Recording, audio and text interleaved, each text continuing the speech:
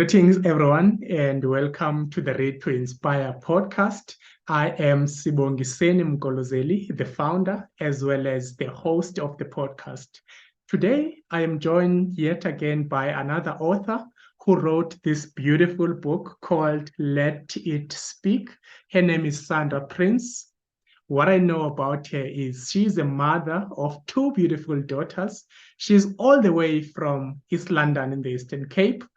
And I would like her to tell us briefly about herself. But first and foremost, Sandra, thank you for joining us in the Read to Inspire podcast. Please tell us briefly about yourself. Good evening, Sibongiseni. Thank you so much for the opportunity, and good evening, listeners.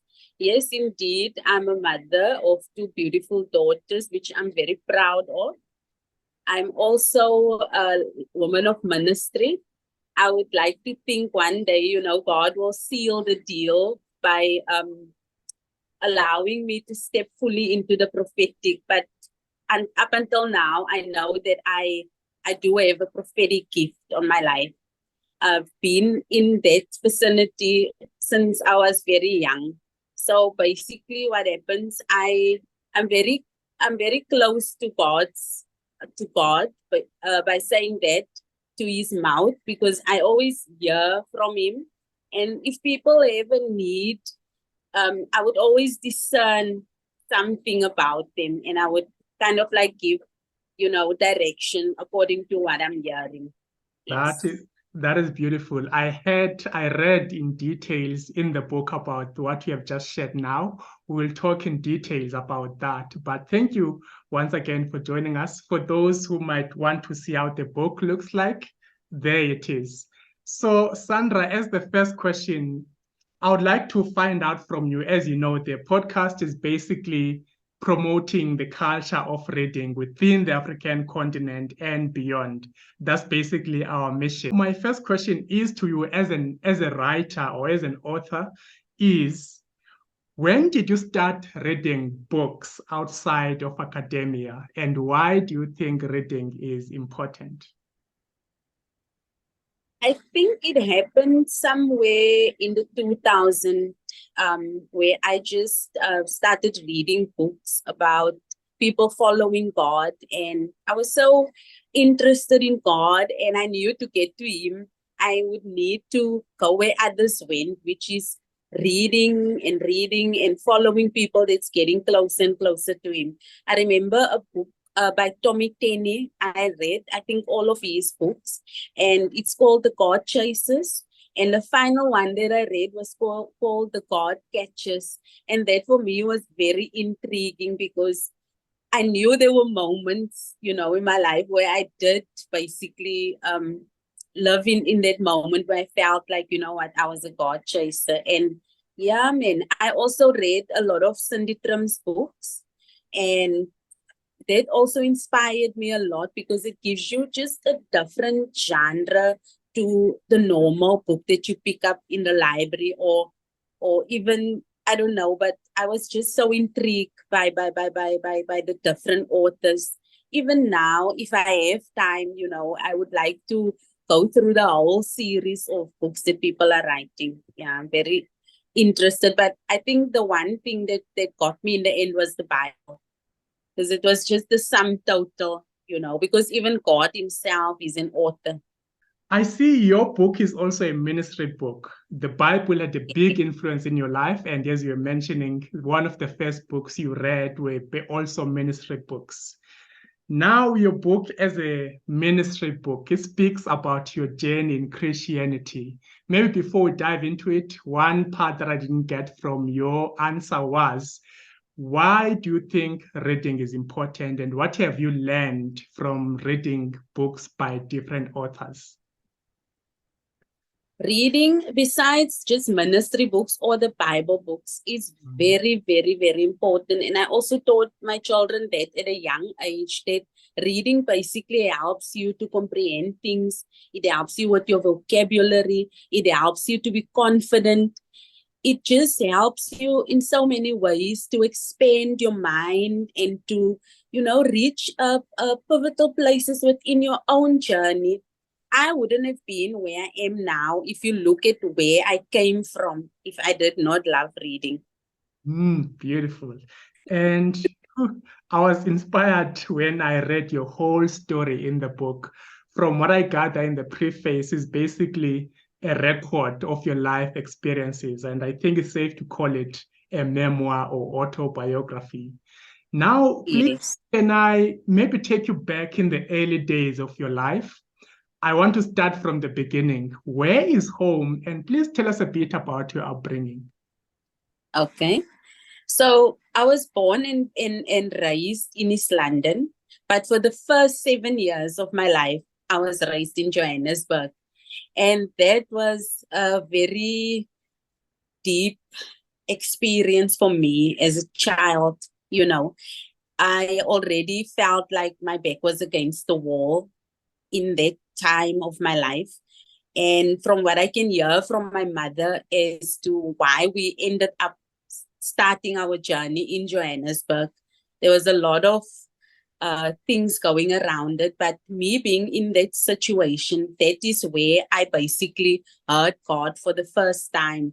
When I had a problem as a 5-year-old, and I just was on my own that day, and I just heard the voice saying to me that he can help me. And I was like, where is this voice coming from? And that also happened to be the first time, not back then, but now that I'm older, know that, you know what, if a child can hear God, that was just for me the most amazing thing. I would literally quiet my siblings down because I had this new thing going on in my life. It's like, okay, there's a person, and he said that he can help me. And the help that he gave was so, I mean, you would think a 5-year-old will not have problems, but I was literally in dire straits fighting for my life, being exposed to the elements that I was exposed to back then in terms of farm life, in terms of huge animals, in terms of having to pass by them. I literally even remember starting praying at that age. But it was a traumatic experience for me when it happened. But when God came along and he gave me this plan, and I was so, so, so in awe that this plan actually worked, that my mother listened to me, and that I went to school at the age of 5 years old with my older siblings, and they had to juggle me. Now, when we think about it and talk about it, we laugh because we said, what if the authorities basically found out that this 5-year-old child goes to school and she's being juggled by people that are 5 and 4 years older than us. So I was basically in standard, okay, at that time it was standard 2 and standard 3 as a 5-year-old. So yeah, that was the experience. I don't know how I overcame it, but I did. God works in miraculous ways. So let's praise Yeah. God that it worked eventually. Amen. You've just shared briefly about your chapter 1 titled Where to Run. I want us to talk about these details which we have highlighted and narrated beautifully in your book, starting with the move from East London to Johannesburg. In your book, Yes. you're very vulnerable, let me put it that way, to share your own story from the beginning. And it's quite interesting for a reader because it's quite grabbing from the beginning to the end. In chapter 1, you titled it Where to Run. I was curious as to why, where to run. But as soon as you mentioned, there's a line that says there was an ongoing battle between your parents and your mother had to make a decision to move you guys to Johannesburg. Maybe you can talk to us first by taking us through the struggles you had to endure, which resulted to the move to Johannesburg. Maybe your mother had to endure that resulted to you Yes. to Joburg. My father wasn't a very pleasant person to be around, and used to pick fight with my mother. And from what I heard, I wasn't 5 at that time. I turned 5 in Johannesburg. So it was kind of like a blur for me before as to how we got there, but I eventually knew that we got there. But basically my mother just felt like, you know what, she couldn't put us through this fighting and trauma as children anymore, that something would have to give. And what she had to give was basically give up her life. We left our home that we owned. My mother left a job at Nestle that paid well for the safety of herself and us. And she basically felt like she had nowhere to run here in East London. So she had to run outside of East London and ended up in Johannesburg. Initially, we did stay with family, but you know, as life goes on or as life happens, people eventually get tired of you. And I think that phrase, I basically learned it from my own mother's life, you know. And I think at that time, she also knew that even being in Johannesburg, she would have to stand on her own feet eventually. Yeah. Wow. And at age 5, as you've just mentioned, you are now in Johannesburg.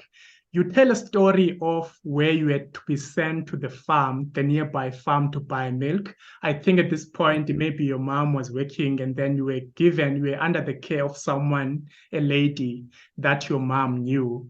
And you also mentioned that that experience traumatized you because they were like stray dogs as you were going to the farm to get milk, and somehow even men that were intimidated by. Can you maybe tell us more about that trauma? How did you eventually overcome it? So they were not stray dogs, they were actually farm dogs. And you know, farm dogs are well bred, well fed, they are huge. I remember when I used to go past those dogs with my brother or my sister, my brother would literally never let me walk alone past those dogs. He would either put me on his back or hold me somehow.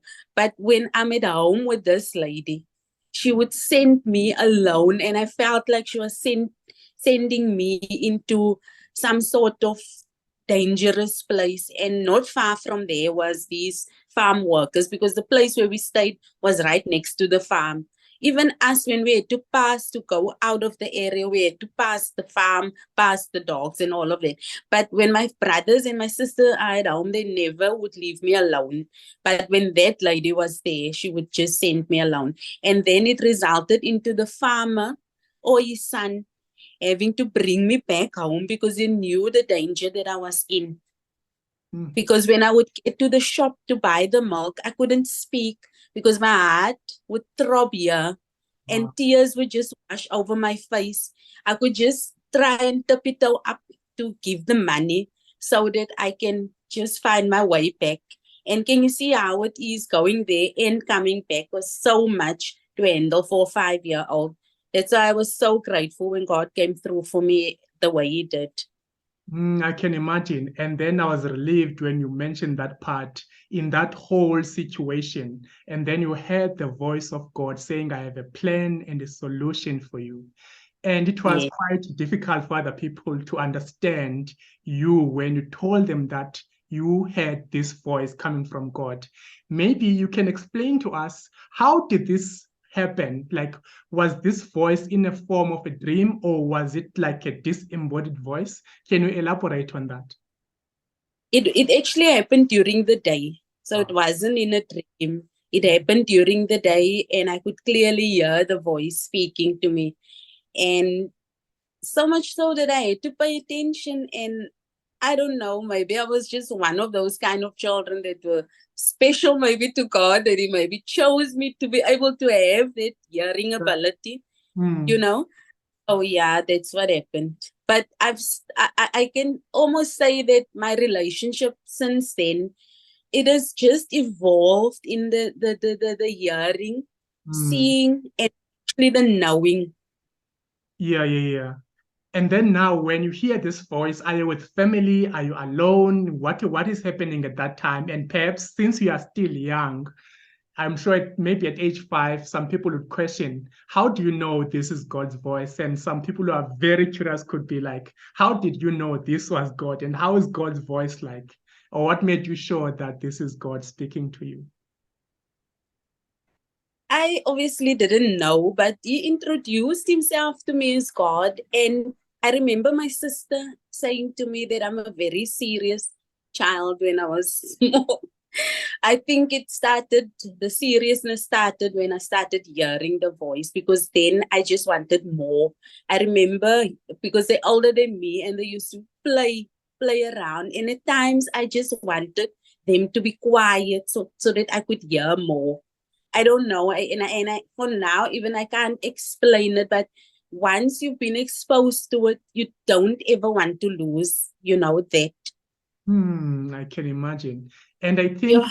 if I call it this God's calling, it basically came very early in your life. And it was quite fascinating to hear you like narrate the whole story. And to an extent that you remember vividly at age 9, you gave your heart to God. And at this Yes. time, when you are 9, you are back in East London. Can you maybe Yes. remember how you felt at that age, at 9 years old, that made you give your heart to God? Was this the influence of your parents, or it was your own decision to basically give your heart and your life to God?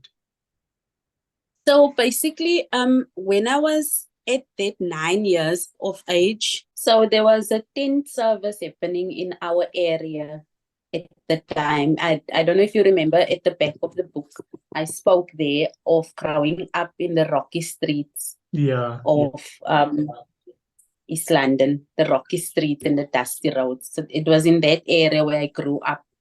So there was a tent service, and at that point in time when they made an altar call, I was already convicted of my relationship with God Mm. and what He has done for me throughout my life since the initial meeting. And at that stage, I knew that was the next step for me, was to give my life to Him. Mm. And it just enriched my life. Yeah, I can imagine. And where your mom, what did she take you to church regularly before this point? I just want to understand, was your mom a religious person? Because I didn't get much about her in your book, except the fact that she was your role model. She came through for you in difficult times. She inspired you because of how she handled difficult situations and so forth.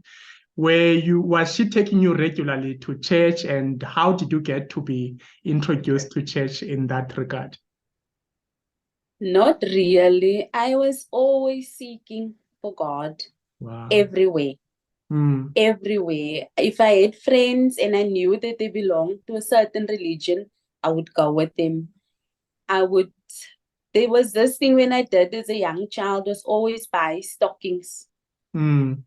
stockings, because I always reminded myself that I need to be going to church. So sometimes I would go alone, even as a 9-year-old. I would Wow. find a church and go to a church, but at that specific time, it was Mm. a tent service. But my brother and my sister was there with me. Oh, beautiful. I get it. And you mentioned something in the book about prophets. You said that's how prophets are born after you briefly told the story and the struggles of Joseph in the Bible. Can you were you referring to yourself? Because you're sharing your story, and then you said that's how prophets were born. Do you see yourself becoming a prophet in the future? Can you explain that part to us? Because of my experience, I realized that prophets are really born. Mm. They don't grow into their gift. It's Wow. either you have it or you don't, and you will know it at a very young age. Something happened when I was 7 years old. I didn't write it in the book. When we were already coming, back to East London. I have a younger brother, and things were a bit rocky at home, but it was our norm. So the nephew, which was a few years older than my younger brother, stuck a piece of soap in his nose. My brother, I think, was probably 3 years old at the time. And here my mother came running with this crying child, and she did not know what to do. And I instantly just got the wisdom from somewhere. I just heard what to do. And I said to her, put him on your breast and close the nostril. That's normal. Close the normal one so that you can breathe the soap out with the strength of the one nostril while sucking on a breast. Wow. I mean, I didn't know where that wisdom came from, but Mm. I heard it and I told her what to do and it worked. And ever since it was like this thing's working. Yes. I'm sure she was surprised. And what did she ask you after she successfully did follow the She asked me, how did I know? By that time, I stopped asking myself, how do I know? Oh, beautiful. Okay, let's move now Yes. to your chapter 2 of your book, titled Who Shot You? These are the early stage of your life where we are to endure a lot of struggles. And I was Yes. quite curious, which didn't come clearly in the book. The question was, who shot you? Because from that title, it's clear that you were referring to yourself being shot. I'm curious, who were these people and why did they have to shoot at you like that? I believe they were not enemies, but maybe frenemies, Okay. if you understand what I'm saying. Yeah. Because sometimes it's the people that are the closest to you that watch you. And it's like I was going through this stuff, and people would still shoot at me for living my life. You understand what I'm saying? Oh. I had to from a very, I was not that young at that time, but I had to grab hold of the understanding that help will not just come. Even the ones that were supposed to help you, they will not. You have to figure it out in this life. And that is why I said, the archers were coming for me, just like they did for Joseph. I mean, in Joseph's life, it was his own brothers. Yeah. You understand what I'm saying? Yeah. I'm lucky or blessed that my own blood family, they are very supportive towards me. And they understood that what I was going through, it was not knowledgeable to everybody, not even to myself, but it was a journey. You understand? So there were those that were in not maybe in my inner circle, immediate circle, but there were those, that were around me that were putting me down when I was already down. So I just had to figured out going forward. That were the archers that bitterly shot at me. I expected them to support me and maybe to help me up and not push me down. Like, don't gossip about me when I'm going through stuff already. Yeah. So I did feel there were those few people that were not supportive towards me. And it wasn't easy. Yeah, and then now I believe, when you are called by God to do something, it's something that is usually not normal to many people. And now what I wanted to understand was the reason for them to shoot at you, was it because of your calling? Was it, since you said it showed earlier that, there are some signs you had God speaking to you? Were you already doing something at the church at the time? Was that the reason why you're getting resistance from your frenemies? Yes, definitely so, especially in the church. I got a lot of resistance. And the moment, because this is what happened in the time that I even went through what I went through, God would always sustain me. He would always uphold me. And people didn't like that. Yeah. They didn't like that they couldn't see me go completely under. You understand? So when God lifts me up, every time when the enemy comes in, God raises standard. It's in that moment when he raises standard that people will continue to come for me, because they did not like what they saw. But they could not understand my relationship with God. Yeah. That he truly will never leave me. And you also spoke about Joseph. You briefly explained, in your book, like the life you went through, as most people who read the Bible couldn't understand the life of Joseph.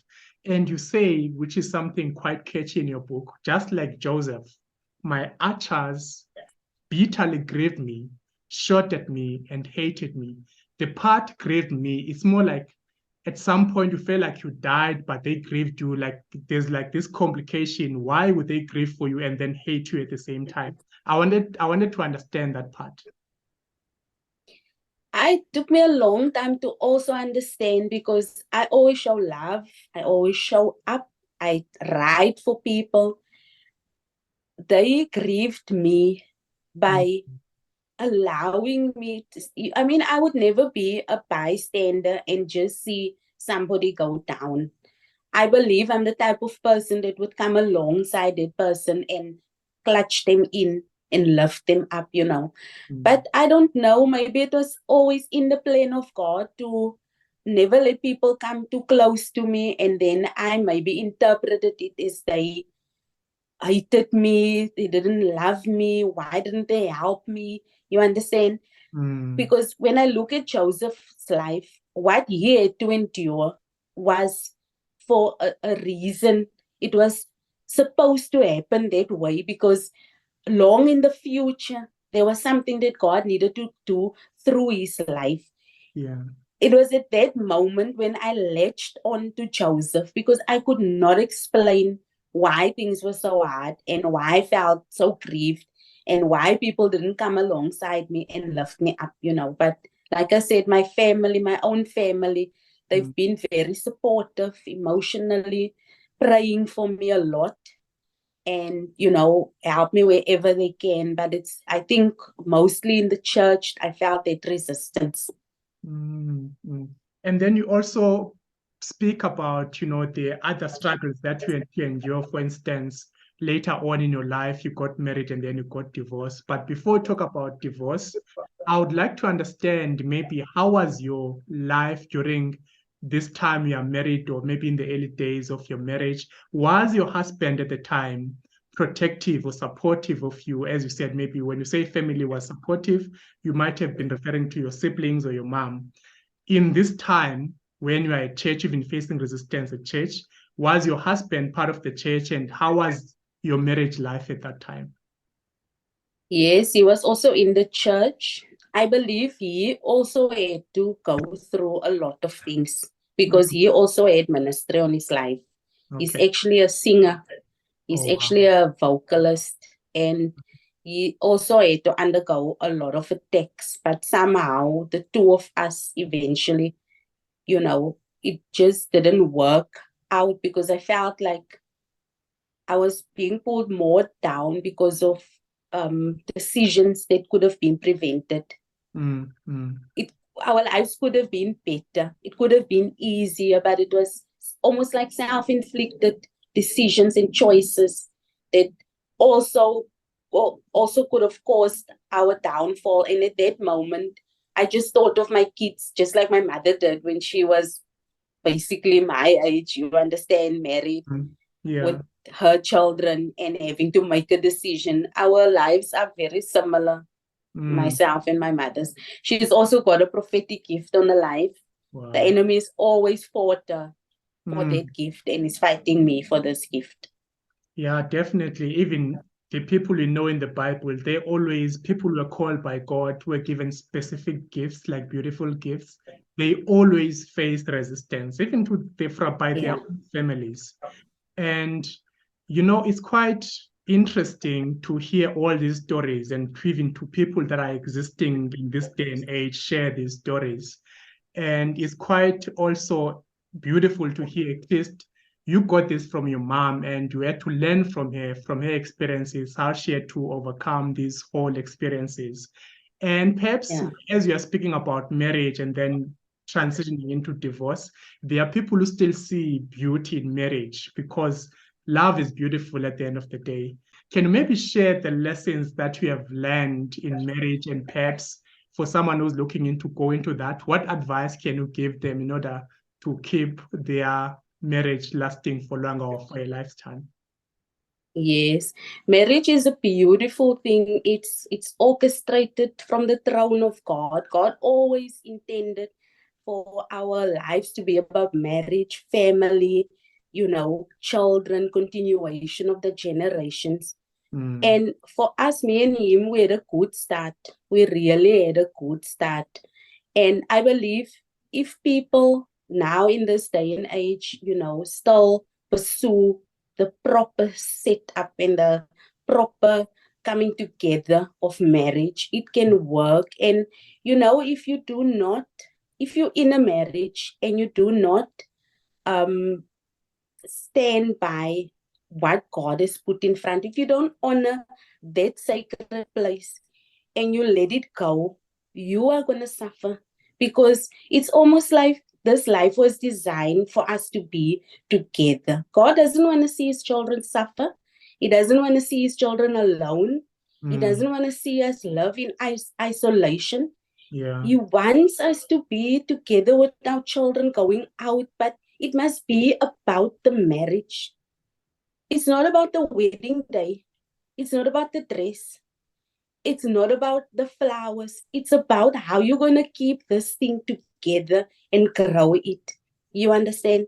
So what I had to do, I had to continue with my values about being a good mother, a breadwinner, a support system for my children. I had to continue with that. Without, I preached on the 6th of August, and I said, every time when it gets to Women's Month, we hear of this precious woman in the Bible, the Proverbs 31 woman. And I said to them, I have to be controversial today to tell you that I'm a Proverbs 31 woman existing without the praises of my husband. But I have to carry on. I have to carry on with that values, with the love for my children. I can't be bitter now because that didn't work out. You understand? I have to continue on through the grace that God gives me every day in my home, in my church community, in my family circle. I have to continue to stand as a pillar, even without the praises of my husband. And that's difficult because society do not want to accept us. They always think otherwise. So there was nothing that we could do to keep it together, but we still had to fight to carry on with our lives, whether it's separately or together. But unfortunately, it's separately. But I continued on, and today I'm so grateful to God. My children are done with school. My eldest daughter is a qualified teacher. The youngest one is also studying. She's pursuing a career in education as well. I just want my kids to be the strong intellectual people that they are, with good hearts, humble beginnings, to fit into the society. And even for them, I pray for marriage one day. Amen. Amen to that. I love the fact that you still believe in marriage despite what happened in I do. Jenny. Thank you so much for that. Let's move to chapter number 3. You title it as Standing at the Place of Nothingness. And you speak about storms in that chapter. And you even say, when the storms came knocking at my door, I couldn't stop them. And Yes. maybe can you talk about these storms that came knocking at your door that you couldn't stop them, and how did you eventually overcome them? The storms was, one of them was the fact that I was a divorcee. People always reminded me of it. Wow. I never got opportunities that married women got. Sometimes people would have gatherings and they would deliberately exclude me because I was a divorcee. That was painful. It's like, you're not one of us, Wow. you know. So I had to accept it. One of the major storms was me losing my job when I thought I had it figured out. Prior to me losing my job, I purchased the property, and I had to figure out, with the help of God, how am I going to overcome this? I know there's a lot of things that I didn't make mention in the book. I was writing at a speed. I first connected with the printers before I was done writing. And at the time when they said yes to me, I had to write on demand. And the date for the launch was already given to me. So I had to just bring out what I could, you know. Yeah. But in the storms, it was difficult. It was in those times where I felt like every day I wake up and I find myself in this place of nothingness, not knowing where the next meal is going to come from, not knowing if I'm going to make it. You know, it was a deep place to be in. It was not easy. Thankful to God, I have two siblings that's older than me, and really they stood with me, giving me encouragement.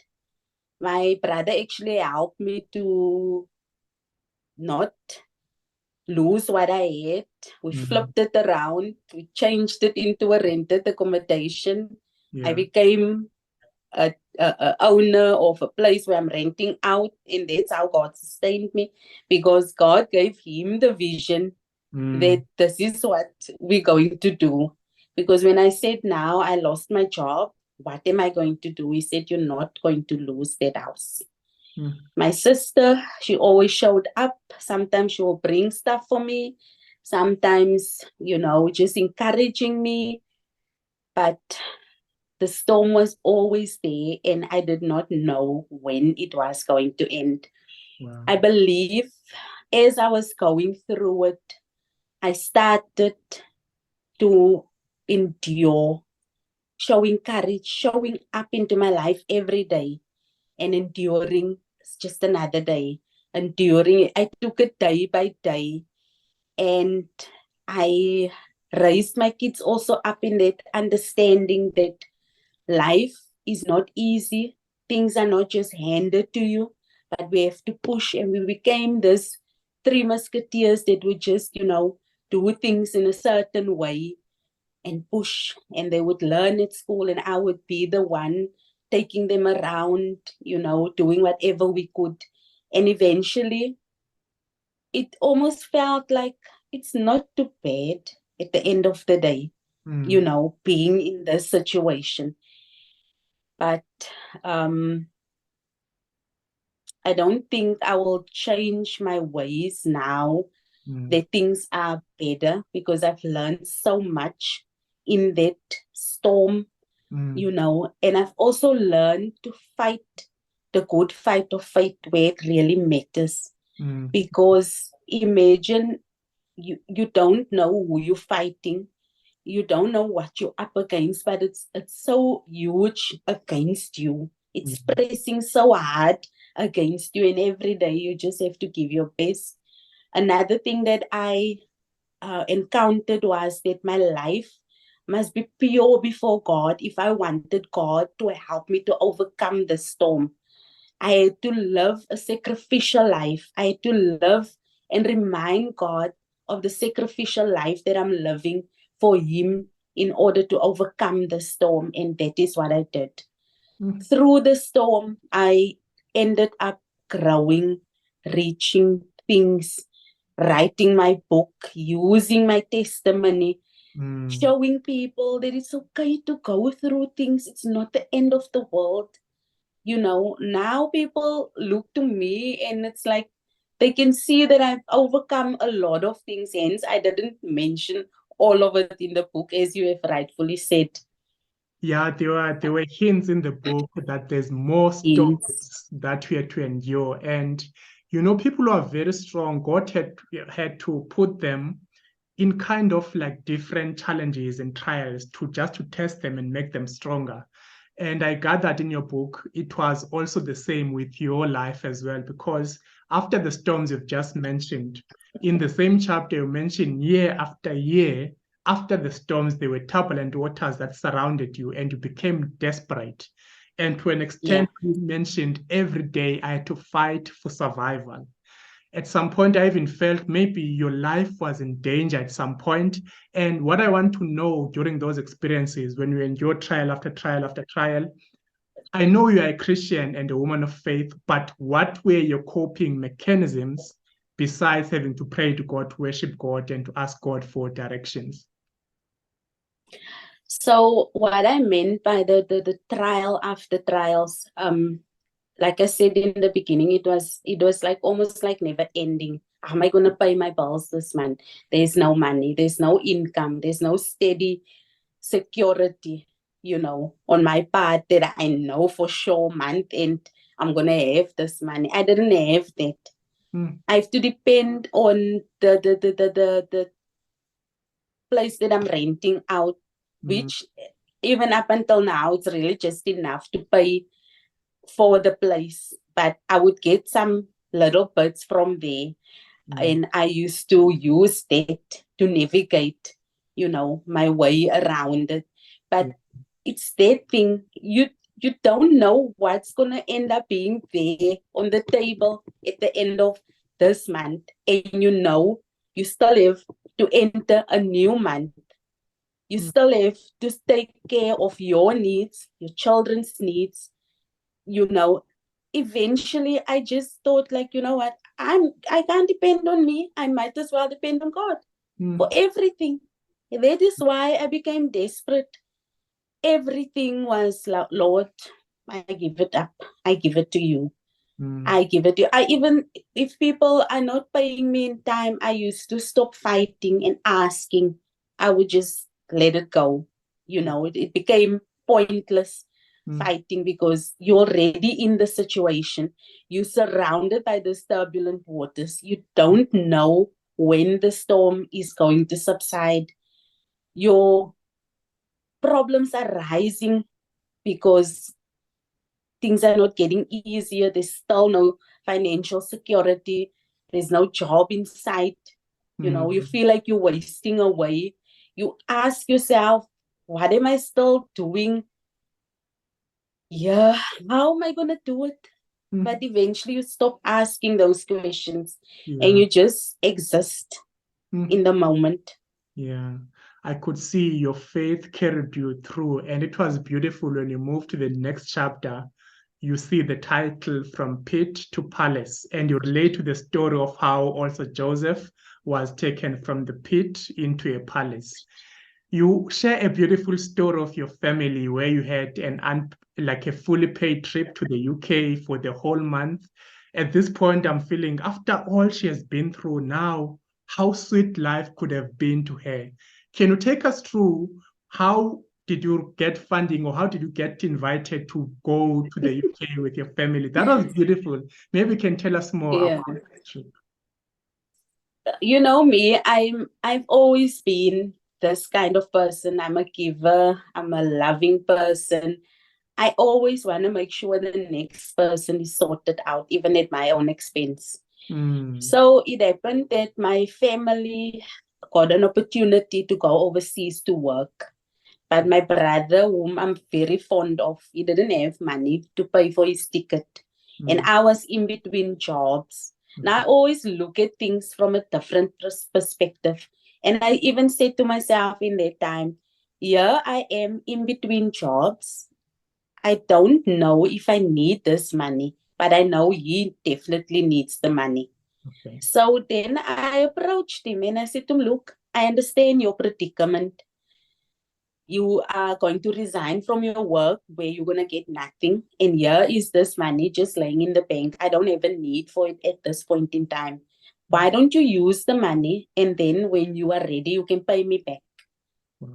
You don't have to pay it back straight away, because I also know he's going overseas. I don't know if he's going to get a job soon, but I gave him the time. Okay. So lo and behold, I think after 2 years of that transaction, he said, now I'm ready. But I'm not just going to give you the money back. I would like to invite you to come for a fully paid holiday. Wow. And yes, my kids were still very small. They always say they can't remember much. But yes, they paid for the whole trip, the tickets. We stayed for 4 weeks in the UK. And it was just an amazing experience. And it helped me so much spiritually, because my brother is a pastor. And I knew just being in his presence will help me strengthen up what was happening on the inside of me. Because remember, my kids were small at the time. I was going through this rocky storm already then, but I was still in my marriage, So yeah. Oh, great. Thank you so much for sharing that. And your book title is also the title of chapter 5, Let It Speak. Someone, even myself, even though after reading the book, I still don't get it. When you say let it speak, Who are you referring to? Tell us more, or maybe expound on your book title and perhaps what you wrote in chapter 5. Yes. You see, initially when God gave me the idea to write the book, it was always about Habakkuk 2 verse 3.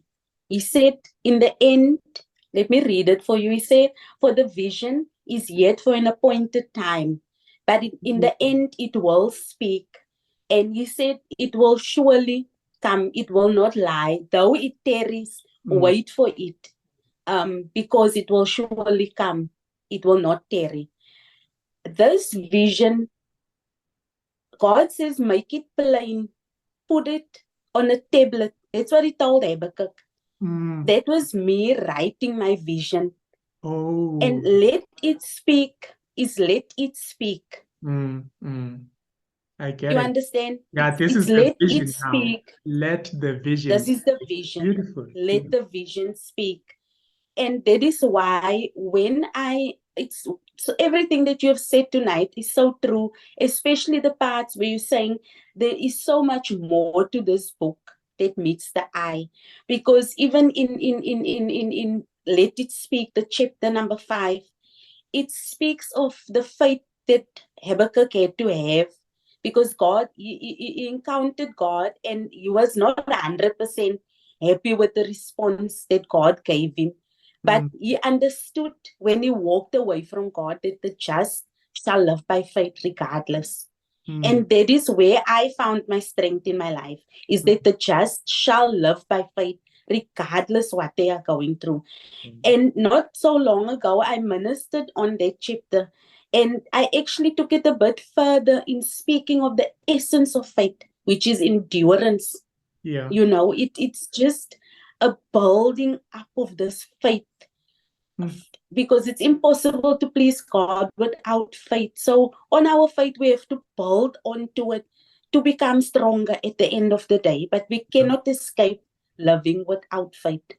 True. So it's actually twofold. It's twofold. It speaks of the essence of faith, and it speaks of the vision that needs to be exposed. I see. And speaking of endurance, that's part of faith, as you have mentioned.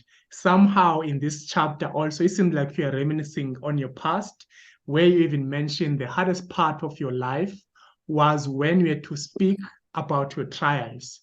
And the scariest part of your life is when you had to revisit your past. And I was thinking for you, maybe now at this age in your life, maybe back then, what was the reason for that? And now, is it still like scary, or is it still hard for you to revisit your past and speak freely about all your trials that you had to endure? It's not scary at all now, because it's like my brother said, when I initially launched the book, that's when I started speaking of my trials. I wrote about it, and then I started speaking about it. When he mentioned it, he said, I opened a keyhole view into my life.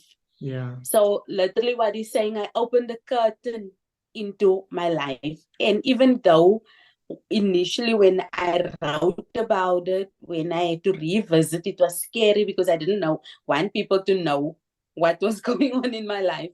Yeah. Because before I wrote about my journey from when I was young, I just wrote about scriptures.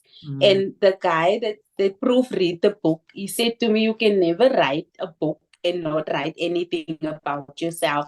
That was the scary part. So I had to stop being scared. I had to just allow God to lead me and write anything what God wanted me to say. And some saying I was writing in demand.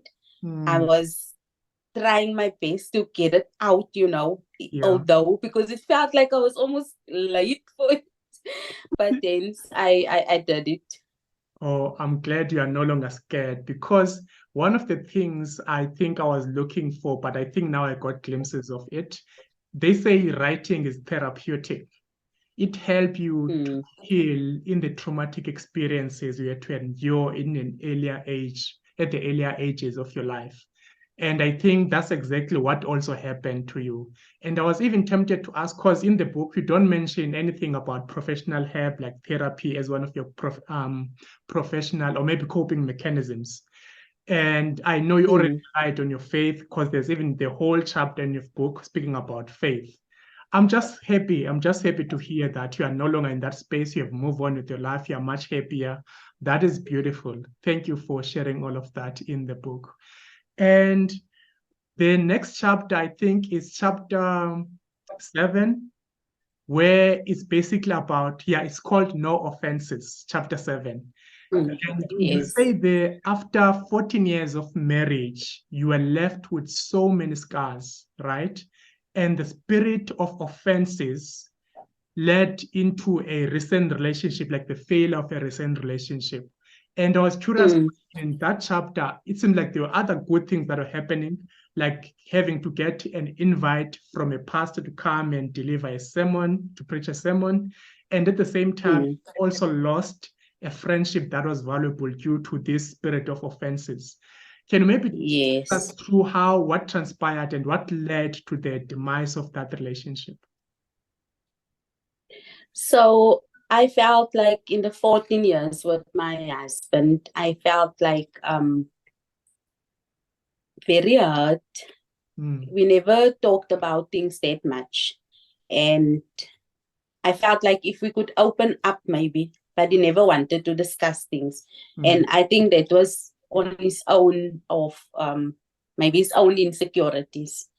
But I let it go. I let it go because I knew I could see there was nothing I could do.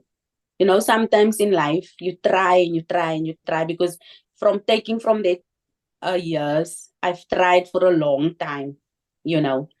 But the friendship that I speak of that I lost in that time, I realized that I was still heavily offended, of the spirit of offense was still heavily, how can I say, affecting me. So then that's why I'm saying, if I had dealt with offenses or the spirit of offense before that friendship, I wouldn't have lost that person. But I didn't know how else to relate to this person's way of offending me. And I just shut down like that. You understand? And that shutting down took a long time for me to open up again. And when I tried to engage with that person to see if we could maybe sever the friendship, that person was no longer interested in a friendship. And I realized that I could have saved it if I was not so affected by the spirit of offense. A lot of people are struggling with that. People get offended, they shut down, they turn away, they don't reconcile. And that was a very, very hard thing because of all the resistance I got over the years. I did have that thing where I would build myself up, close myself off, and not further try to engage, because I couldn't understand why people would just offend people, you know. Yeah. I don't know if you sometimes go through things like that, but I know that's a hard one. It is. It happens. I think to everyone. I'm left with just one question. Is there anything from the book that we haven't touched yet, but you'd like us to know, or the viewers of the podcast to take from the book? So the design of the book is very intriguing for me because it just highlights my relationship with God. If you look at the front cover of the book, you'll see that it's got a fiery dove,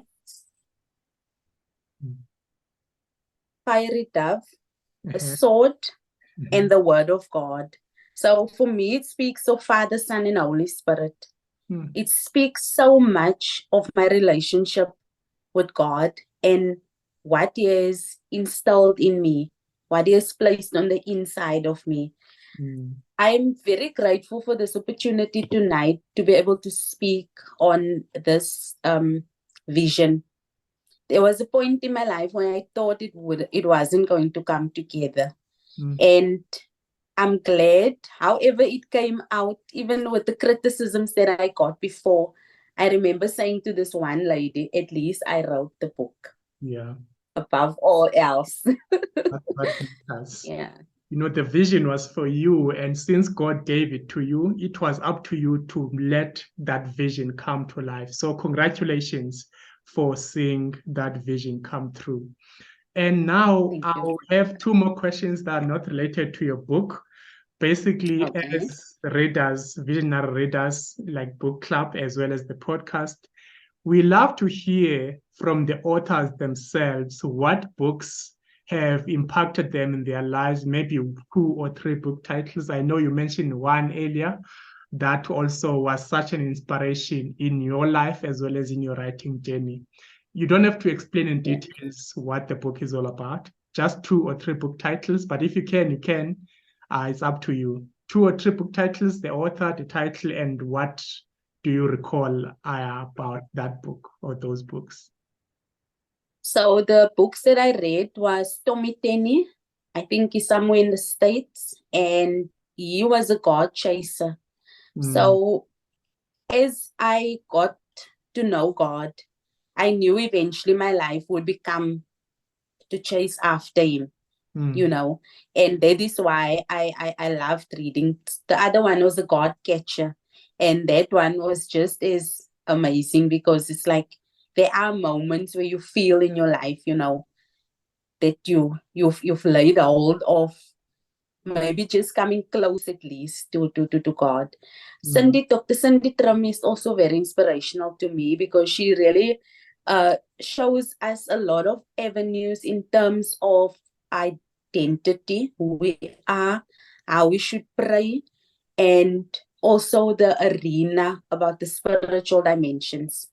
That is something that I enjoy a lot because when I have to fight the fight that I have to fight, I have to understand my opponent, I have to understand my vision, my identity. I have to understand and know who my father is. So I drew a lot of inspiration from her. Like there was one book that she wrote that was also just small like this, and it was called Rules of Engagement. So I read the volume 1, 2, and 3, and those books are so nice because you can use it as prayer journals. Wow. It's full of word, you understand, but I love that it gives you really your identity. The other books that I also loved reading is a doctor called Rebecca Brown. She was a lot into spiritual warfare. And one of the books was called Prepare for War. The one of the books was called He Came to Set the Captives Free. And I think the other one is called Becoming a Vessel of Honor. And I bought all those books and I read all of those books. And it really gave me a lot of insight and direction for my journey. Wow. And the last question from me would be, after all you have been through in your life, there's still so much to be enjoyed, of course. But after all is said and done, what would you like to be remembered for? The courage, bravery, and to always speak my truth. I have learned through my book that I do not have to hide anymore. This book has helped me in many ways to come forward and to say, you know what, guys, this is what life can do to you. But you don't have to hide behind things. And also now, I know that I am an author and that I will not stop writing. As soon as I have the time, I've already started with my second book. And I've learned that an author is actually a person that put things together of their lives. If you choose to write about yourself, it's about your experiences, it's about your life, it's about your everyday things that you encounter. And that gives other people permission to look into their own lives and to measure where they are at and how they can overcome things and better things for themselves, basically. For your book, where does one get it and how much is a copy? It's selling for 100 Rand at the moment. I know that Pravina they do keep some of the books there, but I sell it just from wherever I am. I'm flexible.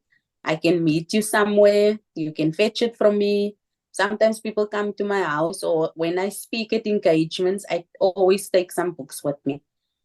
I see. So, Pravina, this is now Harry Potter's, I mean, not Harry Potter's, Harry's Printers. Harry Potter. Harry's Printers bookstore in East London, right? That's your publisher. That's Yes, where most copies of your book are available. yes, yes. And if someone is not in the province of the Eastern Cape and they want to Then order, I posted. oh, okay. I posted to them. Okay, Yes. beautiful. And then how do they You, get hold of you if they want to order? Your I'm on Facebook. okay. Just as Sandra Prins, they can message me there, and then I can WhatsApp with them. Beautiful. All right, ma'am. That's all for now. Thank you for everyone who is watching this podcast. And I hope you learned a lot, and you pray that if you are going through some challenges, the one key takeaway is that eventually everything is going to be okay. Just keep the faith. It's possible. Don't give up. Don't lose hope. God will always be there. He loves you and will always ensure that eventually at the end of the day, you smile and you are happy. Yes, I agree with you. Thank Great. you so much for the opportunity.